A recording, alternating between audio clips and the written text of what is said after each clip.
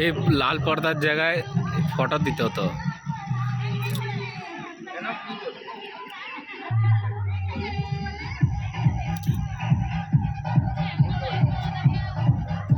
দেখালে না আস্তে আস্তে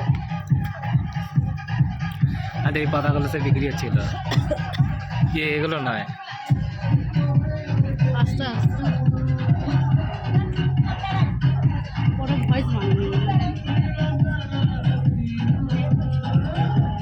ছেলেটাকে চিনা চিনা লাগছে। একটু বানা চল वहाँ पे जस्ट चलते हैं। ওই রাউন্ডের কাছে ছিল। এটা সেলফি স্ট্যান্ড।